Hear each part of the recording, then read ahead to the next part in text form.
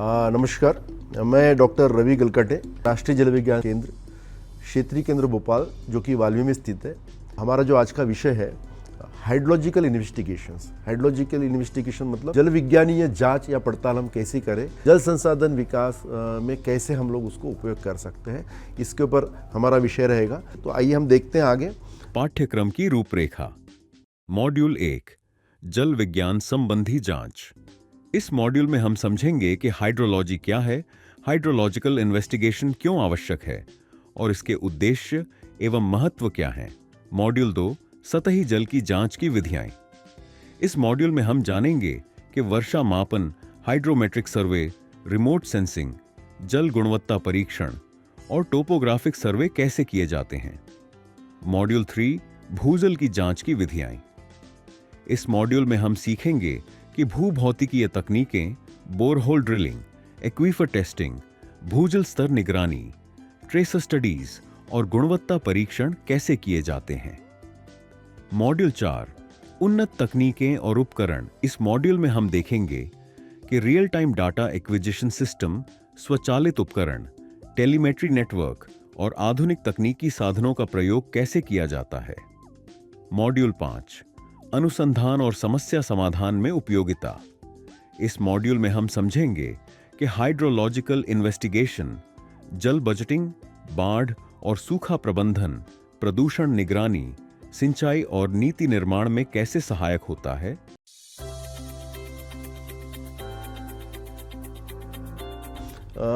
सबसे पहले हमें देखना पड़ेगा कि जल विज्ञान क्या होता है। जल विज्ञान जो होता है कि जो ये एक साइंस है जिसमें कि हम लोग जो पानी है, it is a study of water on earth, it's occurrence, it's distribution and it's circulation on the earth, beneath the earth and in the atmosphere. मतलब पानी का जो सर्कुलेशन है वो कैसे वो बारिश बन के ज़मीन पे आता है, ज़मीन से नीचे ज़मीन के नीचे जाता है और पानी बह के फिर समुद्र में जाता है।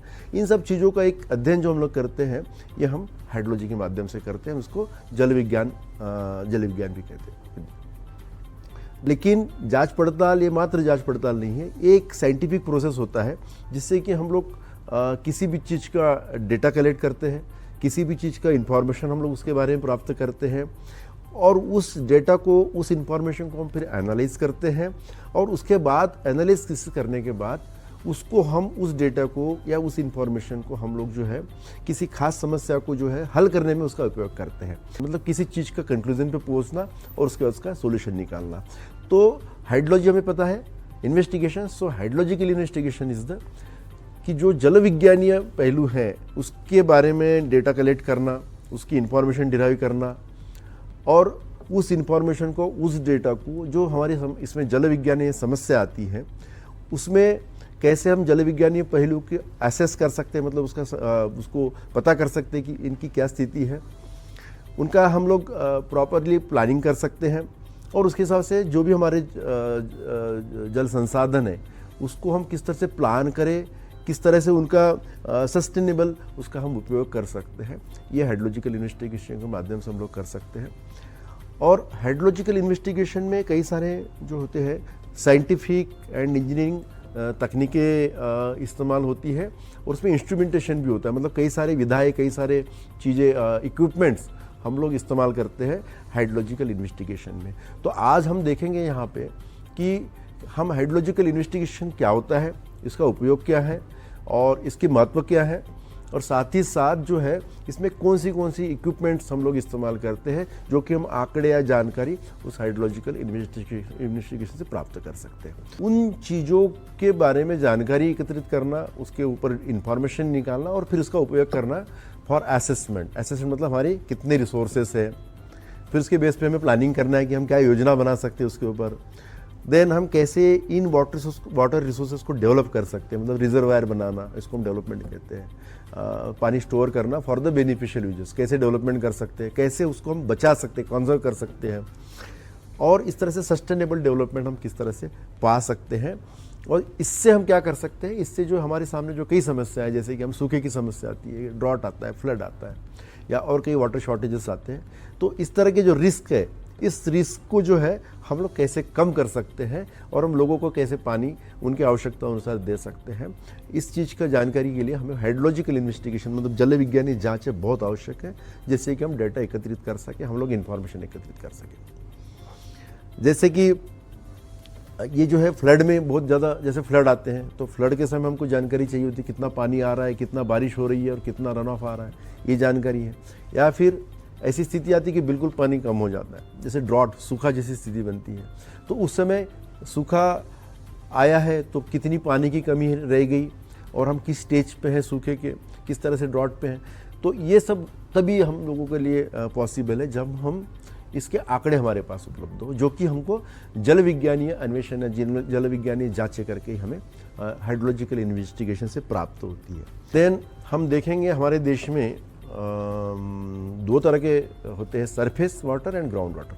सरफेस वाटर मतलब जो नदियों में पानी बह रहा है या तालाबों में है या डैम्स में, रिजर्वायर में पानी है, लेक्स में है, ये पानी या नदी में जो बह रहा है, ये हो गया सरफेस वाटर। और एक होता है ग्राउंड वाटर, जो कि मतलब बारिश में या बारिश की वजह से जो रिचार्ज होता है पानी, जो ग्राउंड वाटर को बढ़ाता है। इस ग्राउंड वाटर को जब का उपयोग हम लोग भी पीने के लिए, कृषि के लिए, इंडस्ट्रीज के लिए, सभी तरह के इस्तेमाल के लिए हम लोग ग्राउंड वाटर का उपयोग करता है। और जानकारी आपको दे दें कि अगर हम हमारी कोशिश तो है कि हम लोग मैक्सिमम सरफेस वाटर डेवलप करें, उसका यूटिलाइजेशन करें, सो दैट हमारे ग्राउंड वाटर रिसोर्सेज और अच्छे तरीके से हम फर्दर इस्तेमाल कर सकें और अच्छा बेनिफिशियल यूज़ कर सकें। बट स्टिल हमारे पास लगभग पूरे देश में अभी हम लोग देखें तो अभी भी कृषि डोमेस्टिक पर्पस के लिए लगभग 60% हम लोग आज भी भूजल पे निर्भर है। 40-35% हम लोग जो है सरफेस वाटर मतलब सतही जल का उपयोग करते हैं। क्योंकि आप हमारा पैटर्न भी देखें भारत का, हमारा भारत का अगर आप पैटर्न देखेंगे तो हमें बारिश मिलती है ओनली फॉर 4 मंथ्स, से June, July, August, September, this are the monsoon months. Then हम लोगों के पास 4 महीने हमको बारिश मिलेगी, we get rainfall for monsoon months 4 months. Then 8 महीने जो होते हैं they are non monsoon months, जिसमें कि बारिश नहीं, हालांकि there are few pre monsoon, post monsoon, winter rains, ये पॉकेट्स में आते हैं, but they are not significant. वो सिग्निफिकेंट कंट्रीब्यूशन नहीं देते जो मानसून का पानी हमको कंट्रीब्यूशन देता है। उसके बावजूद दैट्स वाई क्या है कि एक टेम्पोरल वेरिएशन ऐसा है कि हमको पूरे साल की जो हमारी रिक्वायरमेंट है उसको हमको 4 साल में जो बारिश का पानी मिल रहा है उसी से हमें फुलफिल करना है। तो एक अनइक्विटेबल टेम्पोरल डिस्ट्रीब्यूशन जो है इस तरह से है। इसीलिए क्या होता है कि जो बाकी के 8 महीने हैं जो हमारा पानी एक तो हमने सरफेस पे स्टोर किया और मैक्सिमम वाटर जो ग्राउंड वाटर में हमने स्टोर किया हुआ है उसका देश में हम लोग या सभी प्रदेश में हम उसका इस्तेमाल करते हैं। तो अब चूंकि ग्राउंड वाटर का इस्तेमाल एक बहुत एक इम्पॉर्टेंट सोर्स है पानी का, चाहे डोमेस्टिक हो चाहे इरिगेशन लिए, तो उसके ग्राउंड वाटर कहाँ मिलता है? ग्राउंड वाटर एक्यूफर्स में हमको मिलता है, जो पानी स्टोर करके रखते हैं। सबसे कन्फाइंड एक्यूफर्स होते हैं, अनकन्फाइंड होते हैं। अनकन्फाइंड एक्यूफर के नीचे कन्फाइंड एक्यूफर्स होते हैं जहाँ की हमको पानी हमको भूजल प्राप्त होता है। तो हमको अगर इसको प्लानिंग करना है तो हमें इनकी कैरेक्टरिस्टिक्स पता होनी चाहिए, किसी भी चीज़ का हमें पूरे ज्ञान होना चाहिए कि ये एक्यूपर्स कहाँ है, कितने डेप्थ पे हैं, उसकी प्रॉपर्टीज़ क्या है, कितना वो पानी ले रहे हैं, रिचार्ज उसमें हो रहा है, कितना पानी वो डिलीवर कर पा रहे हैं। तो ये सब चीज़ों की जानकारी तभी हमें मिलेगी जब हम उसके प्रॉपरली हम उसके कैरेक्टरिस्टिक्स को पढ़ें। और उसके लिए उस कैरेक्टरिस्टिक्स को पढ़ने के लिए एक्यूपर की प्रॉपर्टीज़ क्या है, उसमें रिचार्ज कितना हो सकता है, उसका फ्लो पैटर्न क्या है, ये सब समझने के लिए हमें वो भी एक तरह से इन्वेस्टिगेशन, उसका डेटा हमें कलेक्ट करना पड़ेगा, जिसके बारे में हम अभी देखेंगे कि कौन से इक्विपमेंट्स, ये जो सब चीज़ें मैं बता रहा हूँ ये तो इसके उपयोग बता रहा हूँ कि हाइड्रोलॉजिकल इन्वेस्टिगेशन के क्या होते हैं। लेकिन इसमें अब किस तरह की विधाएँ हैं, किस तरह से इक्विपमेंट्स इस्तेमाल होते हैं, उसके बारे में हम बात करेंगे। तो ग्राउंड वाटर जो है उसका हम कैसे डेवलपमेंट कर सके, डेवलपमेंट मतलब पानी का हम इस्तेमाल कैसे कर सके सस्टेनेबली, मतलब सस्टेनेबल डेवलपमेंट हो, ओवर एक्सप्लॉयटेशन ना हो और हमारी डिमांड भी फुलफिल हो और फ्यूचर के लिए भी पानी वहाँ पे बचे। तो हमारे ऐसे में अगर हमने कोई कुआं है या बोर है तो हमने कितना पंपिंग करना चाहिए, किस रेट से पंपिंग करना चाहिए, जो कि निर्भर करता है कि वहाँ का ग्राउंड वाटर कितना है, वहाँ की कैरेक्टरिस्टिक्स क्या है, या फिर हमें वहाँ पे रिचार्ज करना है, कितना करना है, रिचार्ज प्रोजेक्ट कौन से करने हैं। ये सब हम चीज़ें तभी हम लोग प्लान कर पाते हैं जब हमारे पास इस तरह से इन्वेस्टिगेशन का पूरा जानकारी हो, डेटा हो हमारे पास। देन हम देखते हैं कि एनवायरमेंटल प्रोटेक्शन हम कैसे कर सकते हैं। तो जितना एनवायरमेंटल फ्लोज होते हैं रिवर में, क्योंकि हमको इकोलॉजी और बायोडाइवर्सिटी मेंटेन करने के लिए नॉन मानसून सीजन में नदियों में पानी भी होना चाहिए। तो वो कितना होना चाहिए, उसकी रिक्वायरमेंट क्या है, कैसे हम उसको मैनेज कर सकते हैं, इस तरह की चीज़ें हम उसमें से देख सकते हैं। देन सबसे इम्पॉर्टेंट है क्लाइमेट चेंज, क्लाइमेट स्टडीज़, जो कि तो आज हम देखेंगे कि कैसे क्या क्या इसकी विधाएं हैं हाइड्रोलॉजिकल इन्वेस्टिगेशन की, और कौन से कैसे इक्विपमेंट इस्तेमाल होते हैं। सबसे पहले मैं बता दूं कि हाइड्रोलॉजिकल इन्वेस्टिगेशन ये सभी राज्य स्तर पे, यूनिवर्सिटीज़, फिर राज्य स्तर, देन सेंट्रल जैसे स्टेट में स्टेट वाटर रिसोर्स डिपार्टमेंट है, हर स्टेट में है, ग्राउंड वाटर डिपार्टमेंट है। तो ये लोग ये विभाग जो है सभी तरह की अपनी जो जांचें उनके विभाग द्वारा करते रहते, जैसे बारिश का रेनफॉल है या ग्राउंड वाटर है। एक ग्राउंड वाटर सर्वे भी डिपार्टमेंट्स होता है, वहाँ पे ग्राउंड वाटर से रिलेटेड जब भूजल से संबंधित अपनी जांचें वो होती है। उसके साथ साथ कई सारी यूनिवर्सिटीज़ और ऑर्गेनाइजेशन से जो की रेनफॉल है या और तरह के इवापोरेशन, इस तरह से रिसर्च करते हैं, वो डेटा अपना एक कलेक्ट करते हैं। साथ ही साथ सेंट्रल गवर्नमेंट जैसे मिनिस्ट्री ऑफ जल शक्ति, इसके तहत सेंट्रल वाटर कमीशन है, सेंट्रल ग्राउंड वाटर बोर्ड है, और तमाम ऑर्गेनाइजेशन है जैसे नेशनल इंस्टीट्यूट ऑफ हाइड्रोलॉजी है। ये जो है जैसे सेंट्रल वाटर कमीशन जो है स्पेसिफिकली जो मेजर रिवर्स है उसके ऊपर अपना डेटा, फ्लो डेटा और सेडिमेंटेशन डेटा कलेक्ट करती है। उसी तरह सेंट्रल ग्राउंड वाटर बोर्ड जो है वो ग्राउंड वाटर का डेटा एकत्रित करता है पूरे देश में। इसके हर जगह, हर राज्य में एक कार्यालय होता है और उस तरह से ये कार्य करते हैं।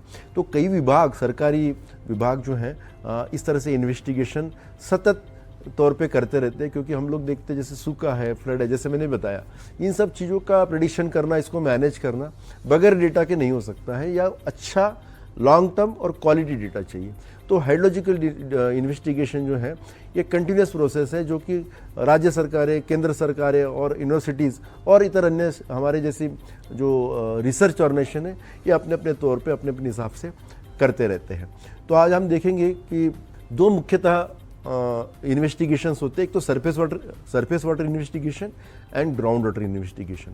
सरफेस वाटर में हम लोग सतही जल, जो कि मतलब पृथ्वी से ऊपर जो जल उपलब्ध है उसका इन्वेस्टिगेशन करना, उसकी जानकारी एकत्रित करना, और एक होता है भूजल का इन्वेस्टिगेशन।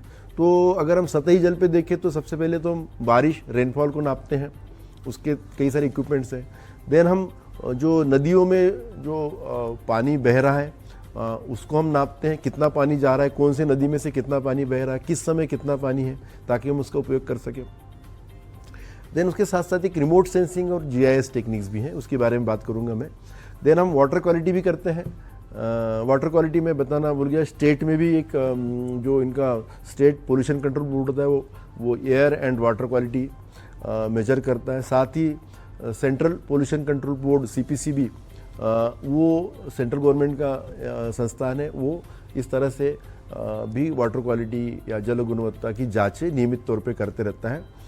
तो वाटर क्वालिटी हो गया। उसके बाद टोपोग्राफिक सर्वे, ये सतही जल के लिए मतलब भूजल की टोपोग्राफिक सर्वे, इसका कितना क्रॉस सेक्शंस है, कितना स्लोप है, कितना एरिया है, कितना एलिवेशन है, इस तरह के मैपिंग टोपोग्राफिक सर्वे द्वारा किए जाते हैं। तो ये इन्वेस्टिगेशन सतही जल इन्वेस्टिगेशन हो गए।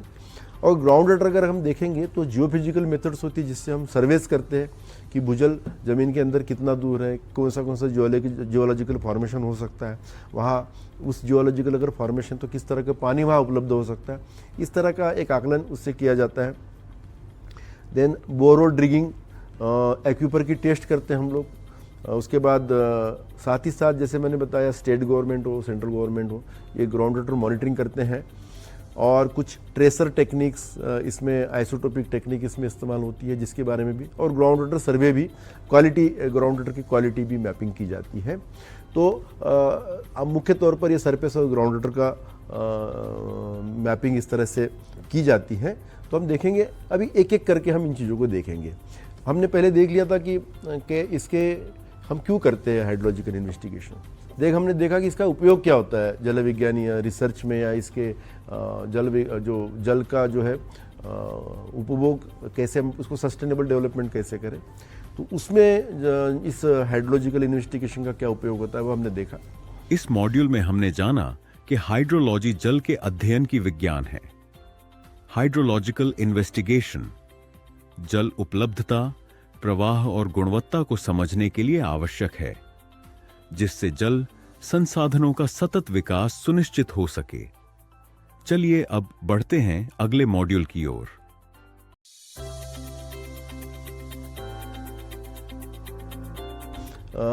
सबसे पहले हमें देखना पड़ेगा कि जल विज्ञान क्या होता है।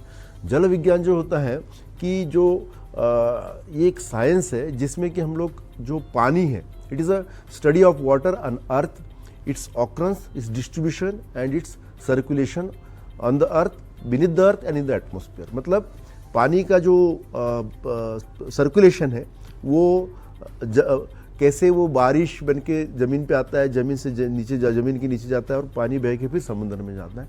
इन सब चीज़ों का एक अध्ययन जो हम लोग करते हैं ये हम हाइड्रोलॉजी के माध्यम से करते हैं, उसको जल विज्ञान भी कहते हैं।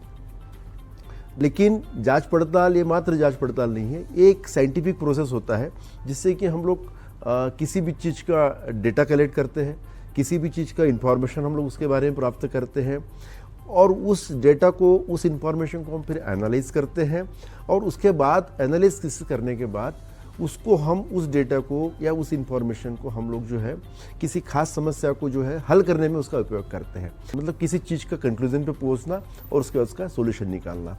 तो हाइड्रोलॉजी हमें पता है, investigation, so hydrological investigation is the कि जो जल विज्ञानीय पहलू है उसके बारे में डेटा कलेक्ट करना, उसकी इंफॉर्मेशन डिराइव करना और उस इंफॉर्मेशन को, उस डेटा को जो हमारे इसमें जल विज्ञानीय समस्या आती है उसमें कैसे हम जल विज्ञानीय पहलू के एसेस कर सकते हैं, मतलब उसको पता कर सकते हैं कि इनकी क्या स्थिति है, उनका हम लोग प्रॉपरली प्लानिंग कर सकते हैं और उसके हिसाब से जो भी हमारे जल संसाधन है उसको हम किस तरह से प्लान करें, किस तरह से उनका सस्टेनेबल उसका हम उपयोग कर सकते हैं। ये हाइड्रोलॉजिकल इन्वेस्टिगेशन के माध्यम से हम लोग कर सकते हैं।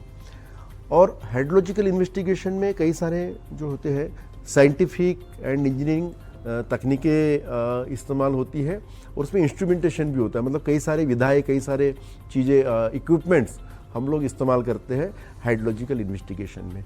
तो आज हम देखेंगे यहाँ पे कि हम हाइड्रोलॉजिकल इन्वेस्टिगेशन क्या होता है, इसका उपयोग क्या है और इसकी महत्व क्या है, और साथ ही साथ जो है इसमें कौन सी इक्विपमेंट्स हम लोग इस्तेमाल करते हैं जो कि हम आंकड़े या जानकारी उस हाइड्रोलॉजिकल इन्वेस्टिगेशन से प्राप्त कर सकते हैं। उन चीज़ों के बारे में जानकारी एकत्रित करना, उसके ऊपर इंफॉर्मेशन निकालना और फिर उसका उपयोग करना फॉर असेसमेंट। असेसमेंट मतलब हमारी कितने रिसोर्सेस है, फिर उसके बेस पे हमें प्लानिंग करना है कि हम क्या योजना बना सकते हैं उसके ऊपर।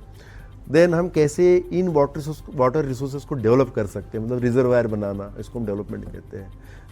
पानी स्टोर करना फॉर द बेनिफिशियल यूजेस, कैसे डेवलपमेंट कर सकते हैं, कैसे उसको हम बचा सकते हैं, कंजर्व कर सकते हैं, और इस तरह से सस्टेनेबल डेवलपमेंट हम किस तरह से पा सकते हैं।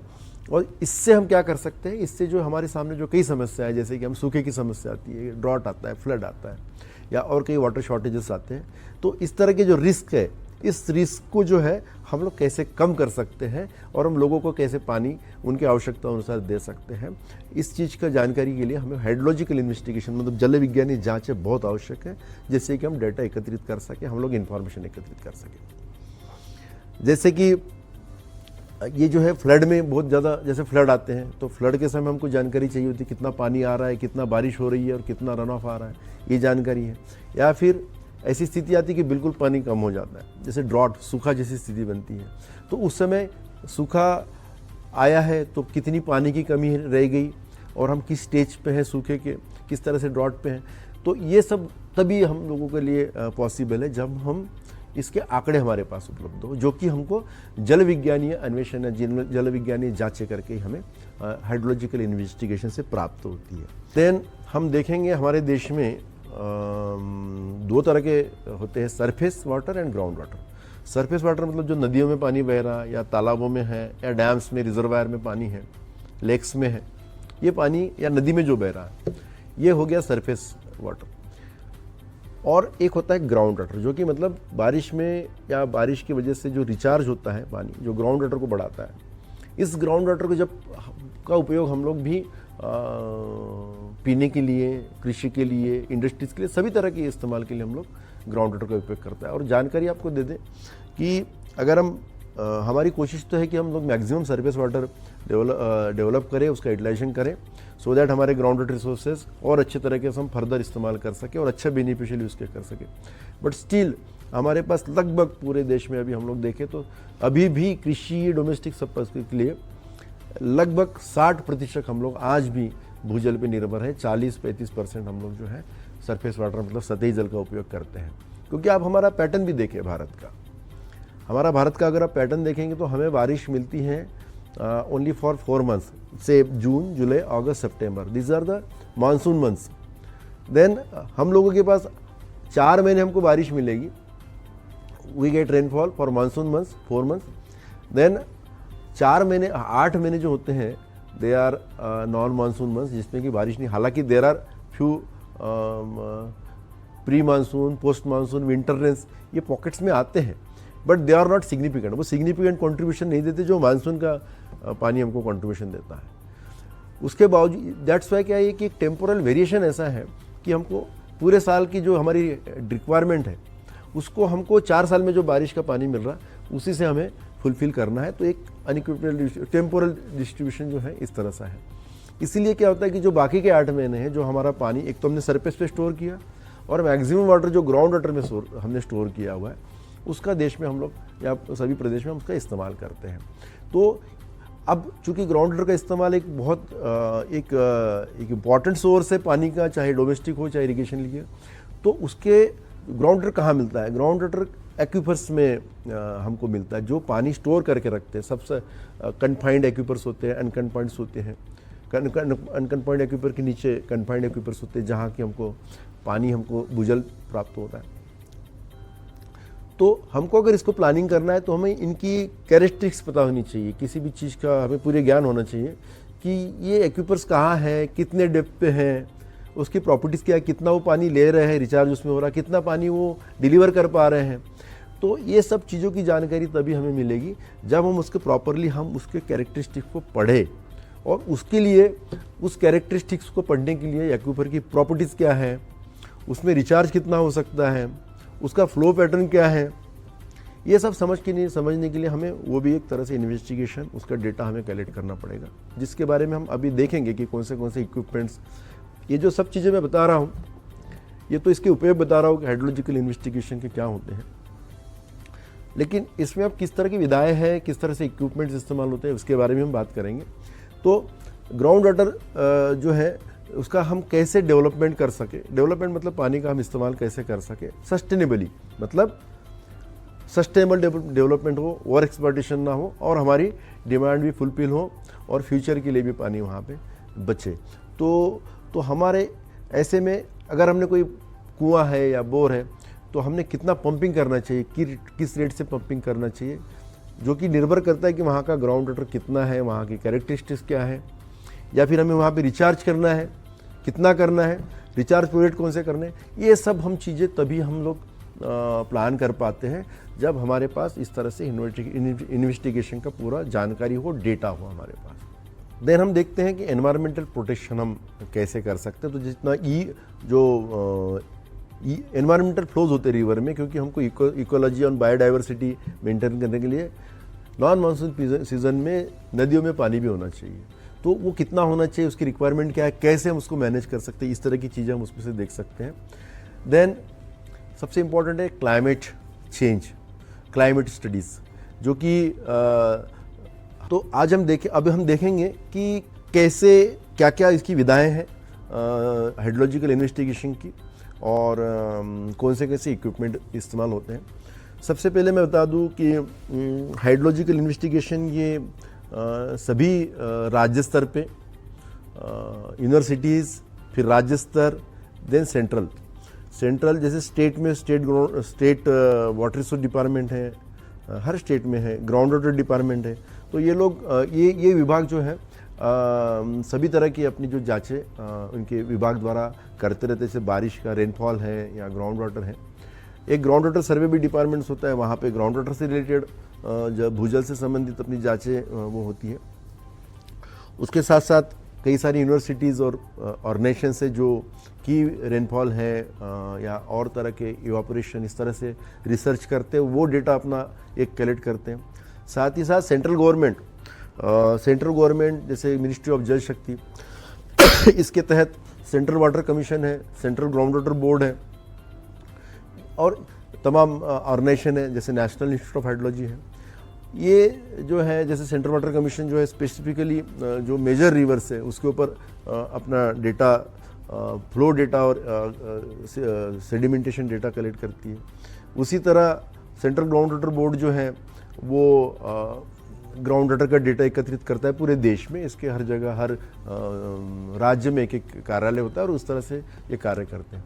तो कई विभाग, सरकारी विभाग जो हैं इस तरह से इन्वेस्टिगेशन सतत तौर पे करते रहते हैं, क्योंकि हम लोग देखते हैं जैसे सूखा है, फ्लड है, जैसे मैंने बताया, इन सब चीज़ों का प्रेडिक्शन करना, इसको मैनेज करना बगैर डेटा के नहीं हो सकता है, या अच्छा लॉन्ग टर्म और क्वालिटी डेटा चाहिए। तो हाइड्रोलॉजिकल इन्वेस्टिगेशन जो है ये कंटिन्यूस प्रोसेस है, जो कि राज्य सरकारें, केंद्र सरकारें और यूनिवर्सिटीज़ और इतर अन्य हमारे जैसी जो रिसर्च ऑर्गेनाइजेशन है ये अपने अपने तौर पे अपने अपने हिसाब से करते रहते हैं। तो आज हम देखेंगे कि दो मुख्यतः इन्वेस्टिगेशंस होते हैं, एक तो surface water investigation and ground water investigation. Surface water में हम लोग सतही जल, जो कि मतलब पृथ्वी से ऊपर जो जल उपलब्ध है उसका इन्वेस्टिगेशन करना, उसकी जानकारी एकत्रित करना, और एक होता है भूजल का इन्वेस्टिगेशन। तो अगर हम सतही जल पे देखें तो सबसे पहले तो हम बारिश, रेनफॉल को नापते हैं, उसके कई सारे इक्विपमेंट्स हैं। देन हम जो नदियों में जो पानी बह रहा है उसको हम नापते हैं, कितना पानी जा रहा है, कौन से नदी में से कितना पानी बह रहा है, किस समय कितना पानी है, ताकि हम उसका उपयोग कर सकें। देन उसके साथ साथ एक रिमोट सेंसिंग और GIS टेक्निक्स भी हैं, उसके बारे में बात करूंगा मैं। देन हम वाटर क्वालिटी भी करते हैं।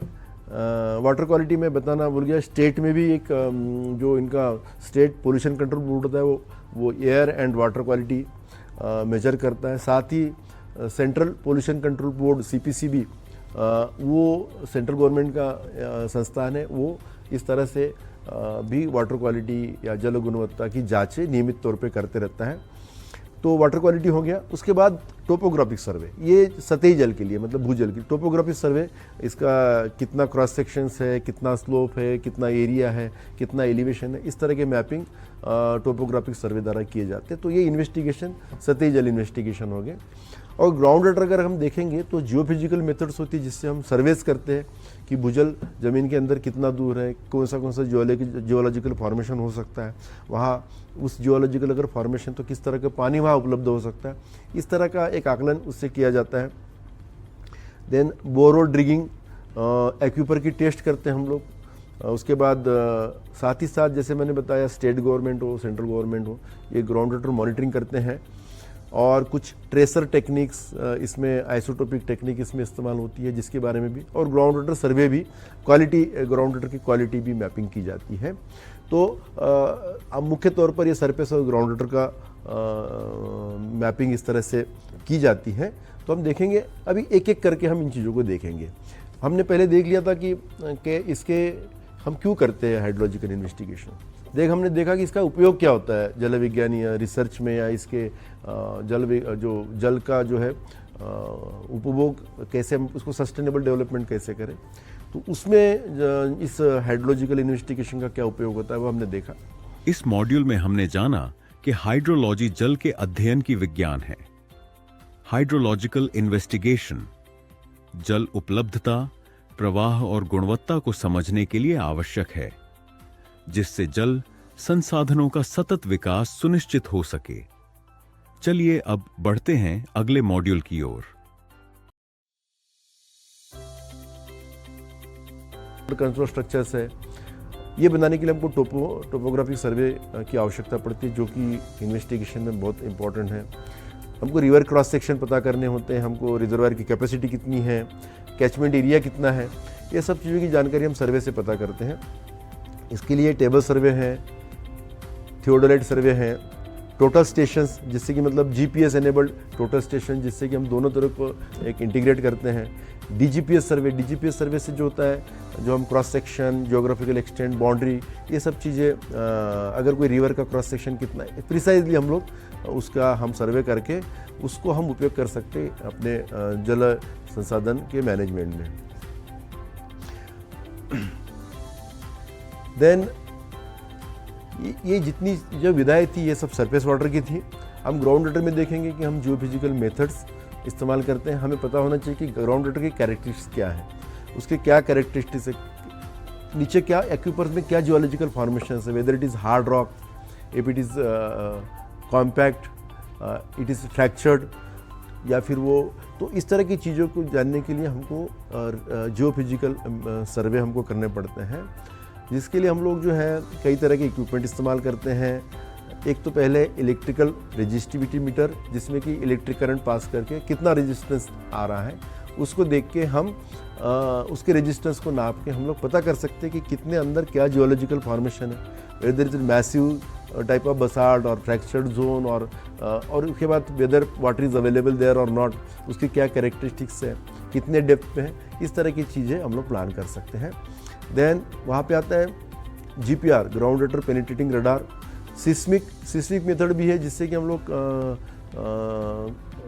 जर्क्स, सिस्मिक पल्सेस क्रिएट करके ग्राउंड वाटर की लोकेशन पता कर सकते हैं, अंडर ग्राउंड जियोलॉजिकल फॉर्मेशन को पता कर सकते हैं। देन इससे हम पता करते हैं कि ग्राउंड वाटर का पोटेंशियल कितना है, पानी कितना है, इसकी एक्विपर्स की बाउंड्रीज कितनी हैं, उसके क्या फ्रैक्चर्स हैं, उसमें जियोलॉजिकली क्या फॉल्ट्स है, इन तमाम तरह की जानकारी जो है हम लोग जियोफिजिकल मेथड से करते हैं। Then another method is borehole drilling method हम लोग जो है कोर कटिंग से करते हैं। तो लिथोलॉक्स उसमें से जब हम निकालते हैं, लिथोलॉक्स जो बोर्स के आपको लॉग्स आएंगे, उस लॉक्स को स्टडी करके हम पता कर सकते हैं कि यहाँ पे क्या जियोलॉजिकल फॉर्मेशन है, किस डेप्थ पे कौन सी चीज़ है, जिससे कि हम ग्राउंड वाटर एक्सट्रैक्शन या ग्राउंड वाटर को रिचार्ज हम लोग प्लान कर सकें। तो इसमें कई तरह से मेथड है, जैसे कि रोटरी ड्रिलिंग होता है, रोटरी ड्रिलिंग करके हम लोग नीचे के लिथोलॉक्स को निकाल सकते हैं, या फिर प्रिकर्शन ड्रिलिंग होता है, मतलब वो ऊपर नीचे होके उसको ऊपर नीचे जब प्रेशर से मारा जाता है, जिससे कि वो ब्रेक होके उस वाले को भी हम लोग, अगर हार्ड एरिया है तो वहाँ पे प्रिकर्शन ड्रिलिंग हम कर सकते हैं।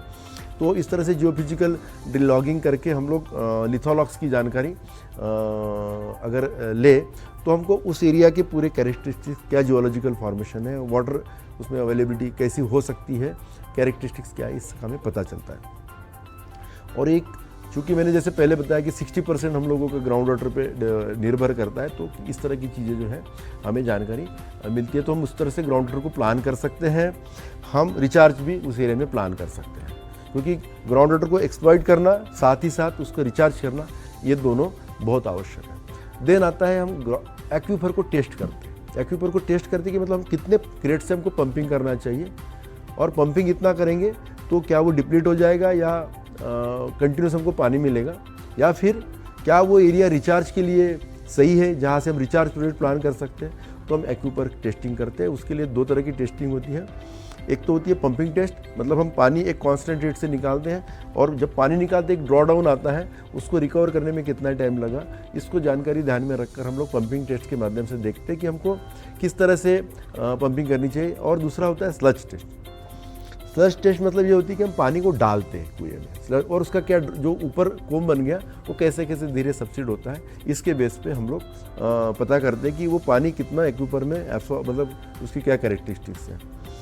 और इस तरह की टेस्ट जो होती है वो बहुत आवश्यक है कि हम कहाँ अपना वेल का लोकेशन प्लान करें, कैसे हम लोग रिचार्ज प्रोजेक्ट को प्लान करें, ग्राउंड वाटर रिचार्ज को हम कैसे प्लान कर सकते हैं। देन सबसे इम्पॉर्टेंट होती है ग्राउंड वाटर लेवल मॉनिटरिंग।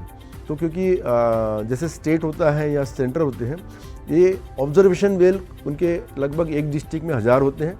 उसका रेगुलर प्री मानसून, मानसून के पहले, मानसून के बाद, मिड सीज़न, विंटर सीज़न, और नॉन मानसून सीजन में प्रॉपरली वो लोग साल में 4 बार ग्राउंड वाटर को मॉनिटर करते हैं। तो ये ओपन वेल को मॉनिटर करेंगे, they are the observation well. उसका डेटा हमें बहुत आवश्यक होता है, हम उस एरिया की वाटर टेबल कैसे डिप्लीट हो रही है या बढ़ रही है, प्री मानसून कितना है, ओवरऑल इसका हम जानकारी निकाल सकते हैं। और जो डीप एक्यूपर होते हैं, जो कन्फाइंड एक्यूपर्स, जैसे कि हम बोरवेल जो काफ़ी डीप जाती है, उसका हम पीजोमेट्रिक डेटा भी स्टेट या सेंट्रल उसको एकत्रित करता है। इससे कि हम लोग ये प्लान कर सकते हैं कि ये अगर हमारे पास जानकारी ग्राउंड वाटर लेवल की समय के साथ, इस बारिश कैसी बारिश हुई, कैसा ग्राउंड वाटर टेबल बदला, मानसून के पहले कितना है, मानसून के बाद कितना है, ये अगर हमारे पास जानकारी हो और उसके ऊपर डिमांड कितनी है, कितना हम एक्सप्लॉयटेशन कर रहे हैं, तो एक प्रॉपर सस्टेनेबल प्लानिंग के लिए हम लोग जो है ग्राउंड वाटर का लेवल का डेटा मॉनिटरिंग बहुत आवश्यक है, जो कि हाइड्रोलॉजिकल इन्वेस्टिगेशन का बहुत इंपॉर्टेंट पार्ट है, जिससे कि हम लोग ग्राउंड वाटर रिसोर्सेज कितने हैं, किस तरह से हम लोग उसका पंपिंग कर सकते हैं, उसका इस्तेमाल कर सकते हैं, या फिर उतने जो कि ग्राउंड वाटर हमने डिप्लीट कर दिए उसको हमको रिचार्ज करना है, तो रिचार्ज भी करने के लिए कितना हमको रिचार्ज करना चाहिए, उस प्रोजेक्ट को कैसे प्लान करना चाहिए, उसके लिए ये जानकारी अत्यंत आवश्यक होती है। स्ट्रेसर स्टडीज़ मतलब हम लोग जो हैं आइसोटॉप स्ट्रेसिंग का इस्तेमाल करते हैं और हम पता करते हैं कि ये ग्राउंड वाटर जो होता है ये कैसे कनेक्टेड एक दूसरे के साथ, इनके फ्लो कहाँ कहाँ से कैसे जा रहे हैं, क्या सरफेस वाटर से कनेक्टेड है और ग्राउंड वाटर कहाँ किस डायरेक्शन में बह रहा है। इससे हमको जो पूरा एक्यूपर होता है इसका हमको डायनेमिक पता चलता है, साथ ही साथ रिसोर्सेज कैसे मूवमेंट कर रहे हैं ये पता चलता है। लेकिन ग्राउंड वाटर में अगर कोई कंटेमिनेशन है तो वो कंटेमिनेशन भी किधर जा सकता है, इसकी जानकारी भी हमको ट्रेसर स्टडीज़ के माध्यम से हो सकती है।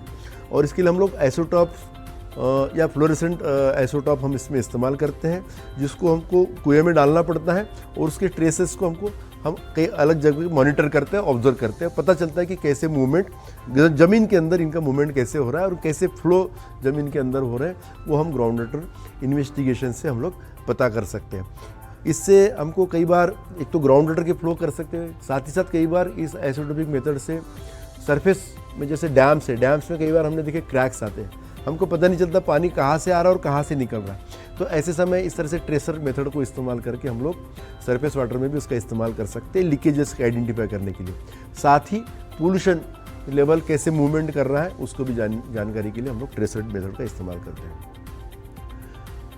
Then ground water quality sampling, जैसे सरफेस वाटर क्वालिटी सैम्पलिंग हमने करी, वैसे भी ग्राउंड वाटर क्वालिटी हमें सैम्पलिंग करनी पड़ती है, ताकि उसको हम उसका इस्तेमाल कैसे कर सकते हैं उस ग्राउंड वाटर का। क्या हम, जैसे हमने देखा किसी खास एरिया में फ्लोराइड की प्रॉब्लम होती है, आर्सेनिक की प्रॉब्लम होती है, तो फिर ये प्रॉब्लम कैसे लोगों के लिए बहुत नुकसानदेह हो सकती है। तो हमको अगर उस तरह का पानी है तो कितने डेप्थ वो पानी उपलब्ध है, हमको किस डेप्थ तक जाना चाहिए और उसकी कैसे पंपिंग करनी चाहिए और कौन से पोल्यूशन उसमें है, उसके बेस पे हम लोग प्लान कर सकते हैं कि कैसे सेफ ड्रिंकिंग वाटर हम लोगों को मुहैया करा सकें, या फिर इरिगेशन के लिए जो पानी दिया जा रहा है उसका वाटर क्वालिटी क्या है, अगर वो कितनी डेप्थ पे उपलब्ध है। तो ये हमको पानी जो भूगर्भ का पानी है, भूजल है, उसकी भी प्रॉपरली, जैसे हमने सरफेस के लिए बात करी थी, वैसे ग्राउंड वाटर क्वालिटी मॉनिटरिंग भी अत्यंत और इक्वली आवश्यकता है। बिकॉज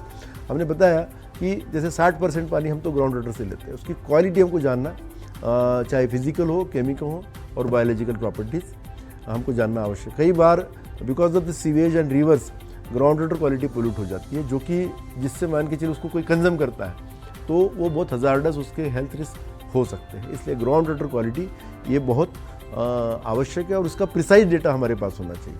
तो जो हम प्रॉपरली मॉनिटरिंग करके ग्राउंड वाटर का हम प्रिसाइज उसका प्लानिंग कर सकते हैं, उसमें क्या ट्रीटमेंट हमको चाहिए वो कर सकते हैं, और वो पानी को किसके इस्तेमाल के लिए करना चाहिए वो डिसाइड कर सकते हैं। तो इस तरह से हमको ग्राउंड वाटर में water quality monitoring is equally important, very important. इस मॉड्यूल में हमने जाना कि भूभौतिकीय तकनीकें, बोरहोल ड्रिलिंग, एक्वीफर टेस्टिंग, स्तर निगरानी, ट्रेसर स्टडीज और गुणवत्ता परीक्षण भूजल की पहचान और सतत उपयोग के लिए जरूरी है। चलिए अब बढ़ते हैं अगले मॉड्यूल की ओर।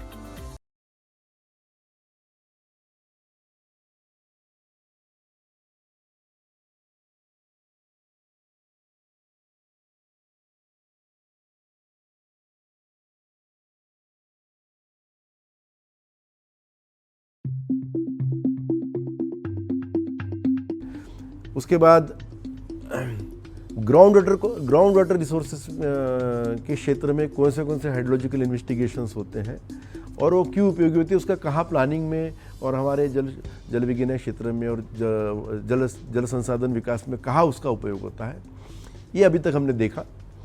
इसके साथ साथ कुछ एडवांस टेक्निक्स भी हैं जो कि इन्वेस्टिगेशन में उपयोगी होती है, जैसे कि real time data acquisition system. आजकल हम काफ़ी देखा जा रहा है, it is important for climate and hydrological monitoring, particularly for water resource management and flood control. इसमें क्या होता है, real time data acquisition system अगर मध्य प्रदेश की बात करें तो वैनगंगा में लगा है, जहाँ से रेनफॉल के आंकड़े कंट्रोल रूम में आते हैं। पूरे स्पेशली वो रेन गेजेस लगे हुए हैं, उसके साथ डेटा लॉगर लगे हैं, वहाँ पे इंटरनेट है, बैटरी ऑपरेटेड या पावर सोलर ऑपरेटेड वो होते हैं। वहाँ से डेटा जो है, चाहे वो ऑटोमेटिक वेदर स्टेशन से हो, अगर या रिवर पे लगे हैं ऑटोमेटिक वाटर लेवल रिकॉर्डर जो कि गेजिंग साइट से वहाँ का डेटा हो, या फिर जो कि डिजिटल वाटर लेवल रिकॉर्डर जो कि ग्राउंड वाटर नापने के लिए लगे रहते हैं, इसका डेटा जो है सैटेलाइट के माध्यम से जो है ट्रांसमिट होके कंट्रोल रूम में आता है, जहाँ वो स्टोर होता है और वो डेटा को इमीडिएटली प्रोसेस भी किया जाता है और उसको वेरियस एजेंसी के साथ शेयर भी किया जाता है और वो तुरंत इंटरनेट के माध्यम से अवेलेबल होके उसके बेस पे हम इमीडिएटली रियल टाइम प्लानिंग कर सकते हैं।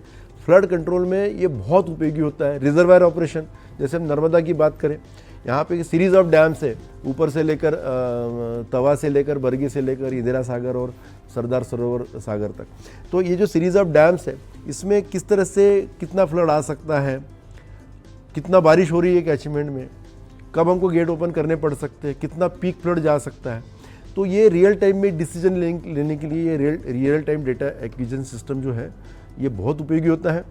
और ये फ्लड फोरकास्टिंग के साथ साथ फ्लड मैनेजमेंट के लिए काम आता है।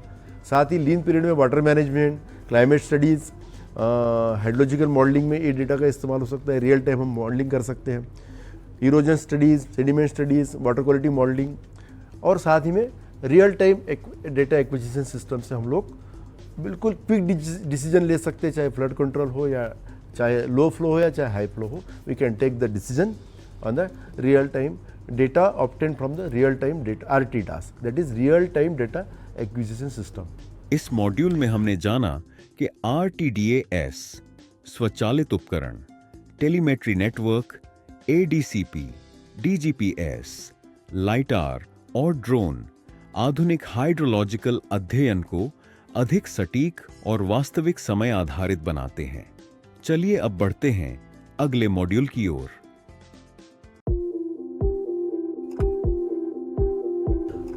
तो यहाँ तक हमने देखा कि कैसे हमारे जो हाइड्रोलॉजिकल इन्वेस्टिगेशन है उसका क्या उपयोग है, उसकी क्या जल विज्ञानिक क्षेत्र में उसका क्या उपयोग है, साथ में कौन सी अगर सरफेस वाटर है तो उसकी क्या विधाएं हैं, कौन से इक्विपमेंट्स हैं।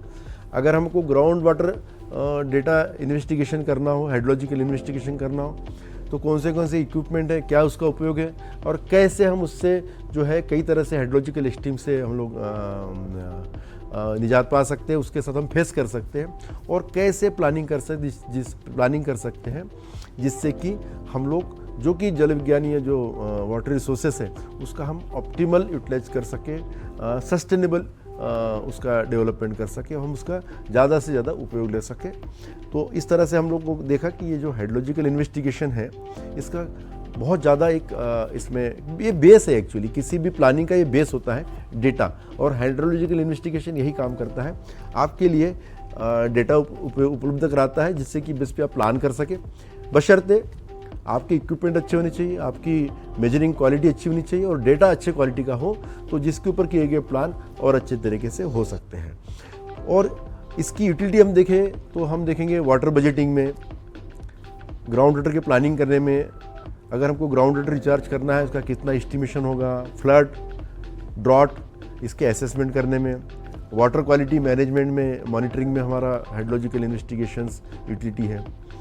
देन जो भी वाटर इंफ्रास्ट्रक्चर हमको बनाना है उसका डिज़ाइनिंग बनाने होते हैं, उसके सपोर्ट्स के लिए we can use this data. Urban और रूरल वाटर सप्लाई में इसका उपयोग होता है। इरिगेशन प्लानिंग, किस तरह से शेड्यूलिंग करना चाहिए, कितना पानी हमको डिमांड है, इवापोरेशन लॉसेस हम मेजर कर सकते हैं, क्रॉप वाटर रिक्वायरमेंट निकाल सकते हैं। तो इस तरह से इन्वेस्टिगेशन से हम लोग जो है इरिगेशन प्लानिंग कर सकते हैं। वाटरशेड का प्लान कर सकते हैं, वाटरशेड डेवलपमेंट, कितना रेनफॉल है, कौन से स्ट्रक्चर हमको टोपोग्राफिक हम बना सकते हैं सर्वे, टोपोग्राफिक सर्वे करके, और कितना रिचार्ज होगा ये प्लान कर सकते हैं। रिजर्वायर ऑपरेशन, मतलब इरिगेशन देने के लिए रिजर्वायर को कैसे ऑपरेट करना चाहिए, तो हमारी कितनी डिमांड है, इसको भी हम हाइड्रोलॉजिकल इन्वेस्टिगेशन माध्यम से पता करके किस समय कितना पानी देना है, उस तरह से हम रिजर्वायर को ऑपरेट कर सकते हैं। फ्लड को मैनेज कर सकते हैं, गेट खोलने हैं, कब खोलने हैं, एंटीसिपेशन में कब खोलने हैं, कितना पानी आएगा, ये सब हम कर सकते हैं। सेडिमेंटेशन एनालिसिस कर सकते हैं, और पूरी तरह से एक रिवर बेसिन को पूरी तरह से मैनेजमेंट कर सकते हैं, अगर बशर्ते we have got a good and reliable data obtain from the hydrological investigation. Climate change, उसके क्या इम्पैक्ट होंगे, उसको हम स्टडी कर सकते हैं, और साथ ही साथ then we can decide the governance policy based on all this data obtain from the hydrological investigation.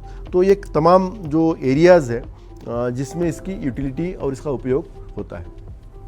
इस मॉड्यूल में हमने जाना कि हाइड्रोलॉजिकल इन्वेस्टिगेशन जल बजटिंग, बाढ़ सूखा प्रबंधन, प्रदूषण नियंत्रण, सिंचाई योजना, वाटरशेड प्रबंधन और नीतिगत सहयोग में उपयोगी है। चलिए अब बढ़ते हैं अगले मॉड्यूल की ओर।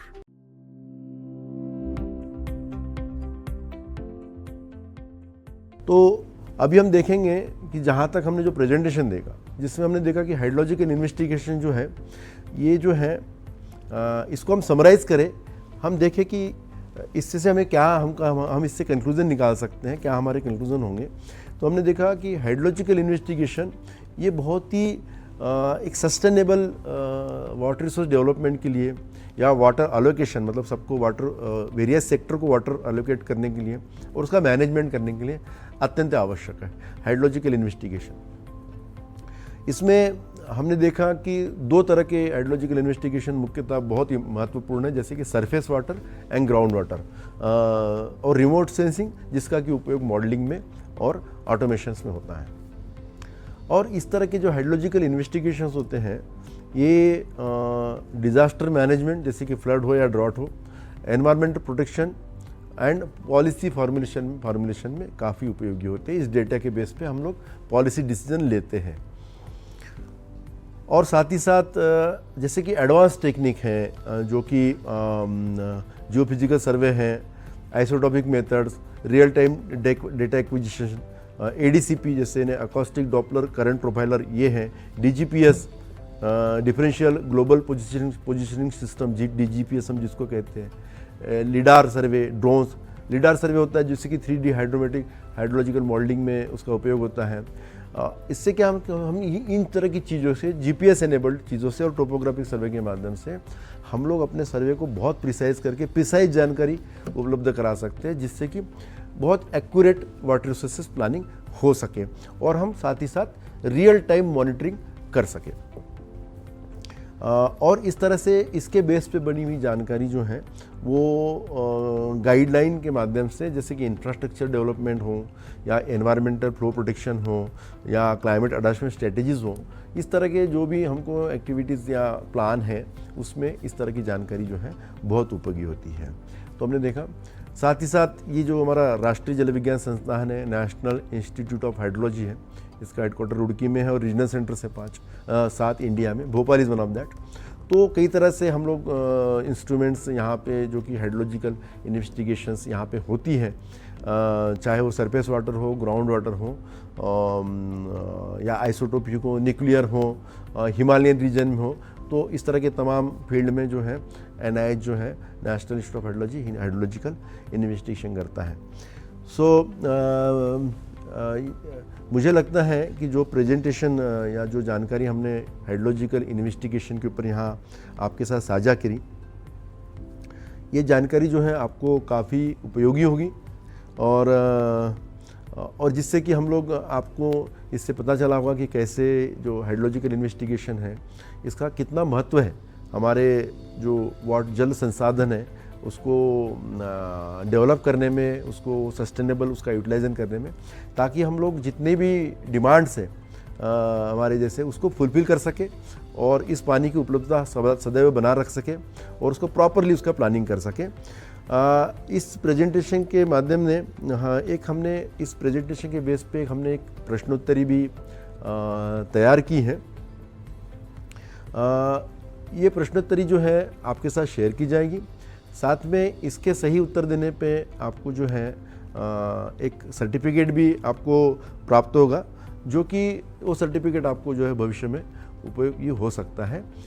इसी के साथ मैं डॉक्टर रवि गलकटे आपसे सबसे विदा लेता हूँ। आशा करता हूँ ये आपके काफ़ी उपयोगी होगी जल विज्ञान क्षेत्र में, इसको कार्य करने के क्षेत्र में। धन्यवाद। Thank you. इस पाठ्यक्रम में हमने जाना हाइड्रोलॉजी जल का वैज्ञानिक अध्ययन है और हाइड्रोलॉजिकल इन्वेस्टिगेशन जल उपलब्धता, वितरण और गुणवत्ता समझने के लिए आवश्यक है। सतही जल की जांच में वर्षा मापन, हाइड्रोमेट्रिक सर्वे, रिमोट सेंसिंग, जल गुणवत्ता परीक्षण और टोपोग्राफिक सर्वे प्रमुख विधियां हैं। भूजल की जांच के लिए भूभौतिकीय तकनीकें, बोरहोल ड्रिलिंग, एक्वीफर टेस्टिंग, स्तर निगरानी, ट्रेसर स्टडीज और गुणवत्ता परीक्षण का उपयोग किया जाता है। आधुनिक तकनीकें जैसे RTDAS, AWS, light IDR, drone और टेलीमेट्री नेटवर्क अध्ययन को अधिक सटीक और वास्तविक समय आधारित बनाती है। अनुसंधान और समस्या समाधान में हाइड्रोलॉजिकल इन्वेस्टिगेशन जल बजटिंग, प्रदूषण नियंत्रण, बाढ़ सूखा प्रबंधन, सिंचाई योजना, वाटरशेड और रिवर बेसिन प्रबंधन में सहायक है। सतही और भूजल अध्ययन का एकीकृत दृष्टिकोण जल संसाधनों के सतत विकास, पर्यावरणीय संरक्षण और जल शासन को मजबूत करता है। चलिए अब बढ़ते हैं अंतिम प्रश्नोत्तरी की ओर।